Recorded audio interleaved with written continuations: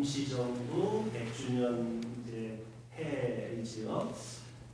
그래서 한국 기독교 방송 CBS에서 이 100주년을 맞이해서 최근에 영화를 다큐멘터리 만들고 그다음에 영화를 만들어서 한국에서도 상영을 하고 있습니다. 제가 2월 달에 한번 설교한 적이 있는데요. 북한도의 십자가라는 저 영화를 지금 상영하고 있는데요. 성도님들 혹시 인터넷 하시는 분은 어느 분이 저한테 밝혀줬는데요. 도토리TV.com에 들어가셔서 영화를 클릭하시면 보실 수가 있다고 합니다. 지금 자세히는 안 보이지만 저기 저런 글자가 쓰여 있습니다. 당대에는 일본 제국주의에 맞섰던 사람들, 당대에는 이기지 못했지만 역사에서는 승리한 우리들의 이야기. 이런 글귀가 보이시죠? 100년 전에 압록강, 두만강 그 건너편을 간도라고 하는데 서쪽은 서간도, 북쪽은 북간도라고 하지요. 여러 가문이 일제 억압을 피해서 이제 간도의 대통령이라는 김양현 목사님 가정도, 그다음에 윤동주 집안, 문익환 집안, 하여튼 여러 집안이 가산을 정리해서 북간도에 가서 600만 평의 땅을 사서 거기에서 이제 새로운 마을을 건설했다는 이제 그런 이야기입니다. 그런데 저 영화를 보면요, 이런 장면이 나옵니다. 모두가 평등하게 농사를 지었는데 그 농사를 3등분을 했어요.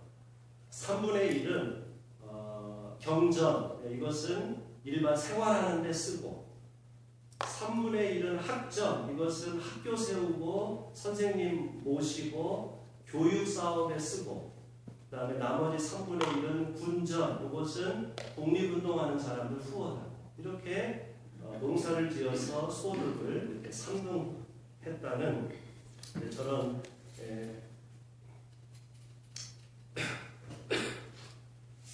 저런 이야기가 나옵니다. 그래서 그 3.1운동 이후에 가장 큰 최대의 3.1운동이 이제 북간도에서 이제 일어났다는 영화도 나오고, 청산리 전투나 봉오동 전투에 이 북간도 기독교인들이 많이 참여했다는 이제 그런 이야기도 나옵니다. 또 하나, 집을 지을 때요, 이제 기와집을 짓지 않습니까? 그런데 기와의 지붕의 맨 끝이 있죠. 처마 끝에 저것을 이제 마지막 기와를 저걸 막세 기와라고 하는데, 저 기와를 이제 구울 때 저기에 저 그림을 집어넣었다는 거예요. 저걸 자세히 보시면 태극기의 그 문양이 있죠.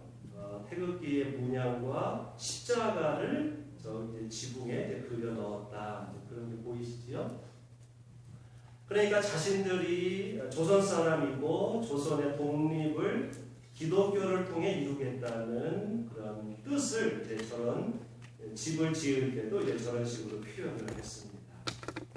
이 영화를 보시면 일제 시대 일제 간섭을 피해 두만강을 건너간 사람들이 본래는 함경도 지방의 유학자들이 이제 건너가서 어떻게 마을을 만들었고, 어떻게 평등한 마을을 만들었고, 유교 집안이 어떻게 기독교 신앙을 받아들였고, 그래서 어떻게 독립운동을 했고, 어떻게 핍박을 받았고, 그 다음에 캐나다 선교사님들을 어떻게 만났고, 이런 이야기들을 영화에서 볼 수 있습니다.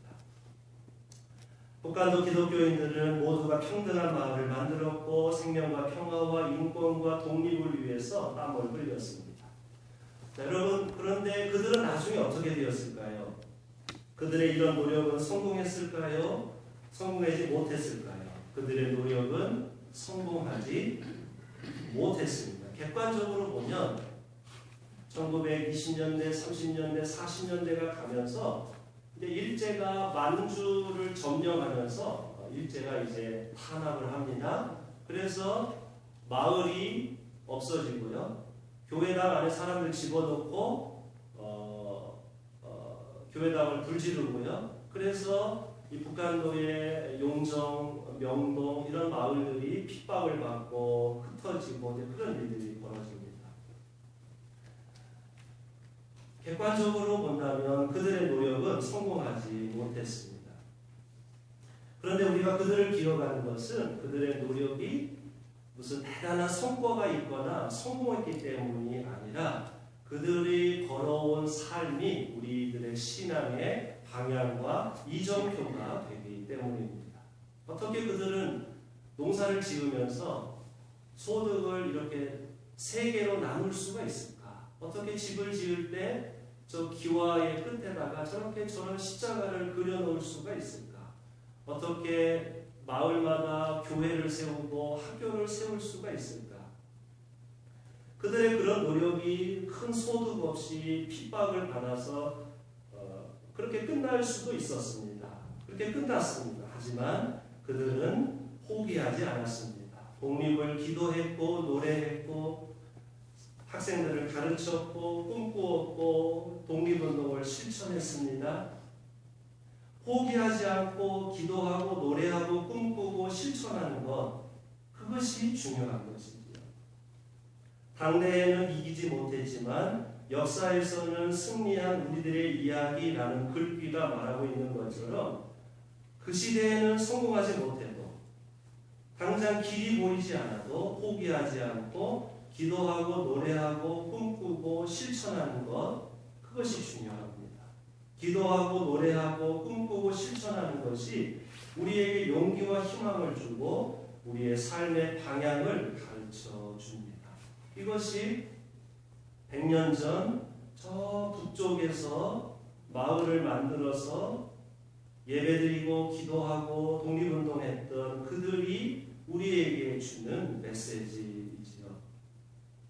한국 기독교 개신교가 얼마나 타락했는지 이제 일반 국민들에게 신임을 못 받고 있는데 100년 전에는 저런 기독교인들이 있었다는 게 우리에게 얼마나 용기를 가져다 줍니다.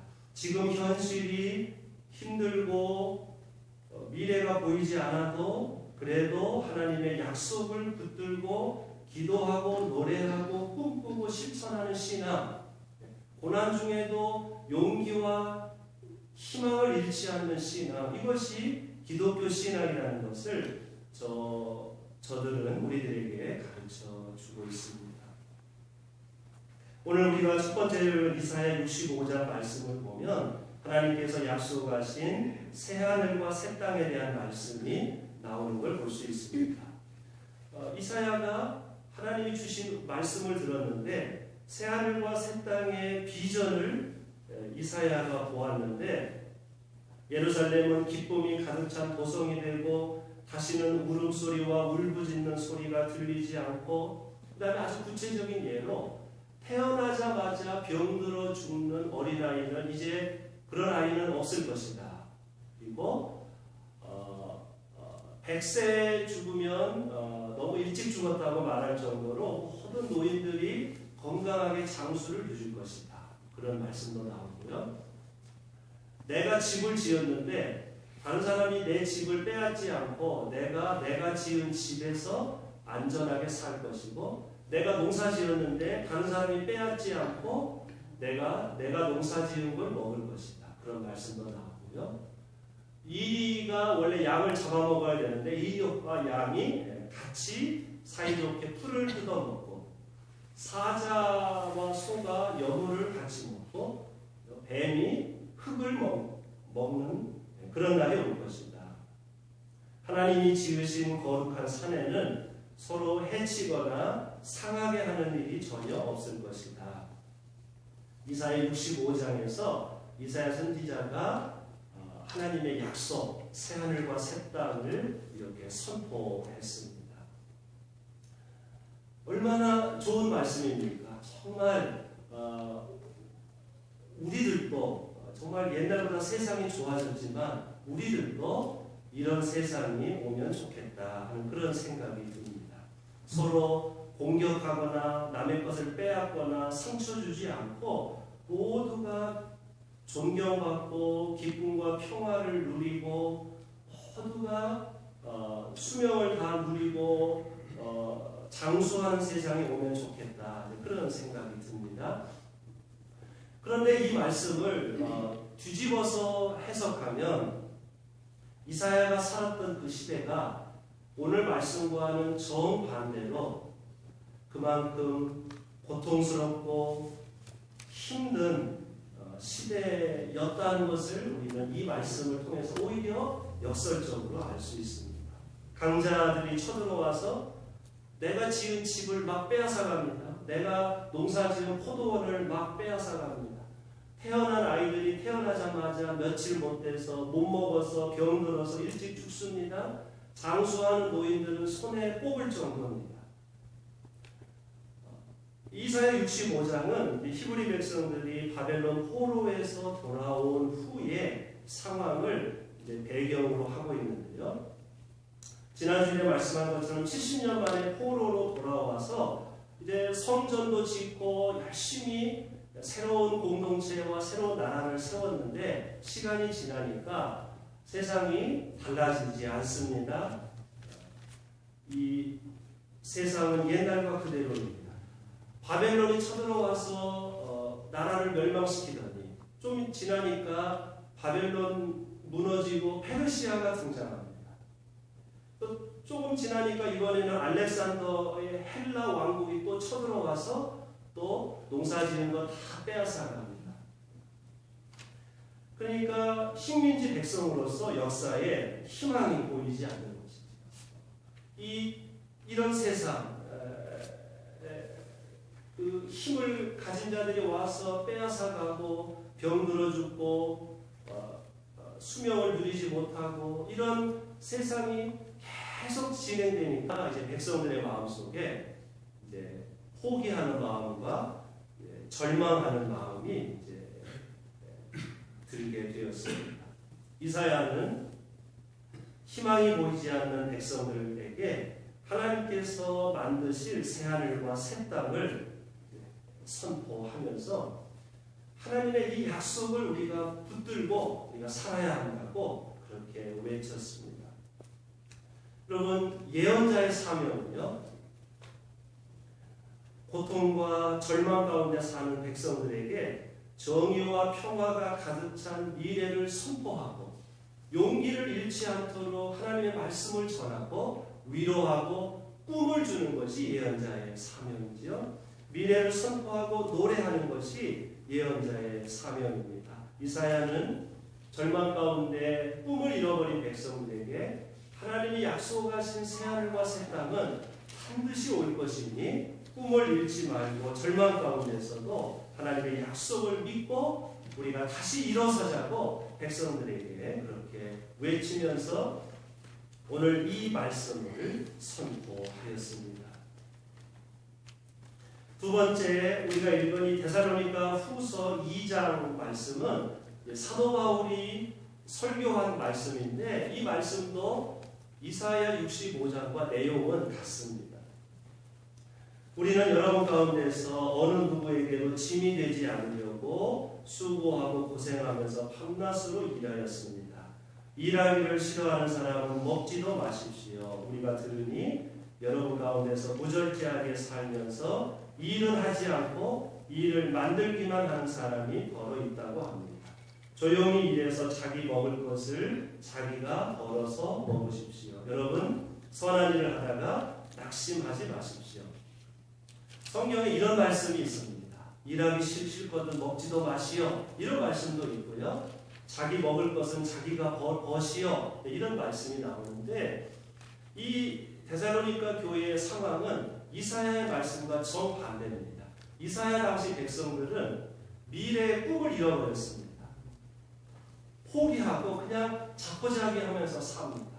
왜? 너무 세상 살이가 힘드니까. 그런데 데살로니가 교회는 정반대로 사람들이 일은 안 하고 하늘만 쳐다봅니다.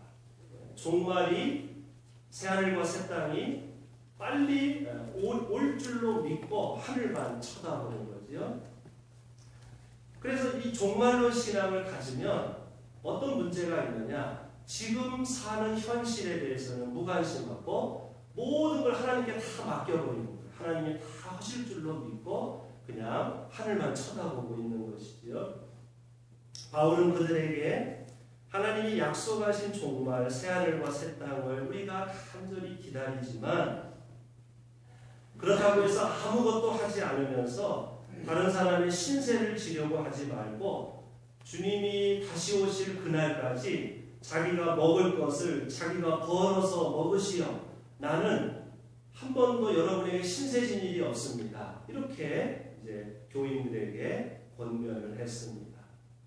그리고 좋은 약속이 빨리 오지 않는다고 해서 낙심하지 말라고 말했습니다. 그렇습니다. 참된 종말론 신앙은 현실을 도피하지 않습니다. 미래를 기다립니다. 그러나 동시에 지금 현실에 최선을 다합니다. 현실이 어려우면 어려울수록 낙심하지 않고 새하늘과 새 땅이 이루어질 때까지 기다리면서 선을 행하는 신앙이 올바른 기독교 신앙입니다.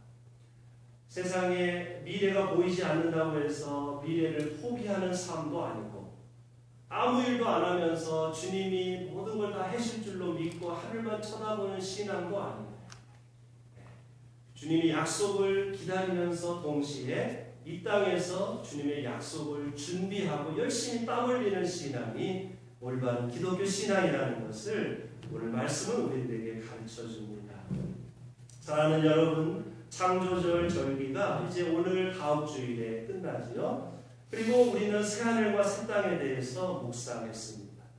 이 창조, 지금 이 세상이 불완전하고 부서지고 깨지고 오염되었기에 우리는 주님이 다시 오시는 대림절을 이제 기다립니다.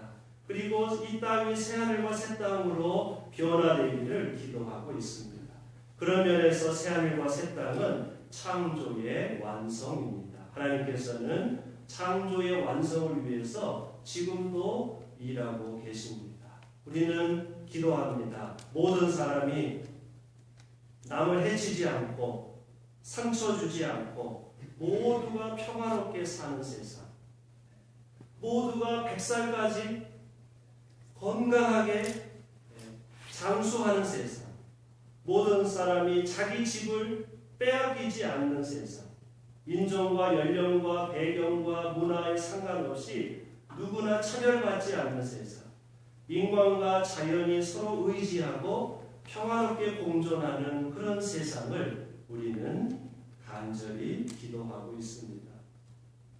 이사야 선지자는 고난 가운데서 희망을 잃어버린 백성들에게 새하늘과 새 땅을 선포하며 백성들에게 꿈을 심어주려고 노력하였습니다. 사도 바울은 종말을 기다리면서 아무것도 하지 않고 하늘만 쳐다보는 사람들에게 남의 신세를 지지 말고 주님 오실 때까지 열심히 땀 흘리면서 일하라고 말했습니다. 여러분, 이런 말이 있습니다. 하나님은 우리 없이 일하실 수 없고 우리는 하나님 없이 일하실 수 없다. 그런 말이 있습니다.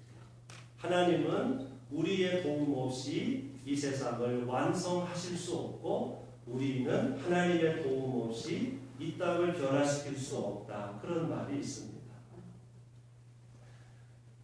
하나님과 우리가 함께 만들어 가는 거지요. 새하늘과 새 땅은 하나님이 주셨습니다. 목표, 방향, 꿈은 하나님이 주셨습니다. 그러나 그 목표, 방향, 꿈, 새하늘과 새 땅을 준비하고 앞당기는 것은 이제 우리가 해야 할 일이 됩니다. 하나님께서는 우리에게 목표와 방향과 꿈을 주시고 우리는 그 목표와 방향과 꿈을 향해서 열심히 땀 흘릴 때 새하늘과 새 땅은 우리에게 조금씩 다가올 것입니다. 사랑하는 성도 여러분, 오늘 말씀의 결론입니다. 우리가 이 세상을 살면서 이 세상이 점점점 망가지는지 아니면 점점점 온전한 세상으로 가는지 우리는 알 수가 없습니다. 어쩌면 이 세상이 점점 망가지고 부서지고 더러워지고 오염되는 세상으로 가는지도 모릅니다. 지금 이 세상만 쳐다보면 희망이 없습니다.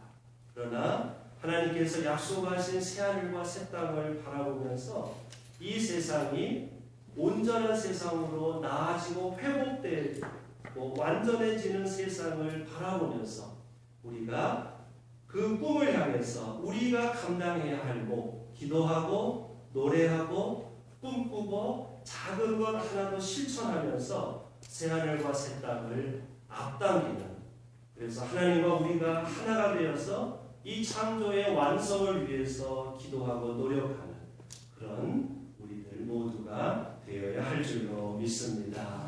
기도하겠습니다. 하나님, 창조절 절기를 묵상하며 불완전한 세상, 그리고 어쩌면 더 망가지고 오염된 이 세상을 보며 주님, 저희들의 죄악을 회개합니다. 그리고 주님의 부르심을, 주님의 도우심을 간구합니다.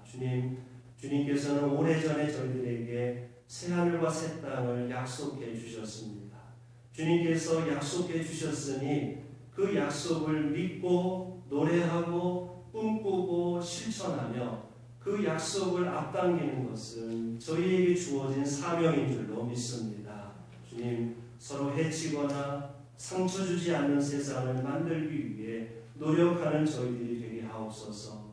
현실이 힘들고 고통스러우면 고통스러울수록 새하늘과 새 땅이 이루어지는 그날까지 낙심하지 않고 선을 행하게 하옵소서. 예수 그리스도의 이름으로 기도하옵나이다. 아멘.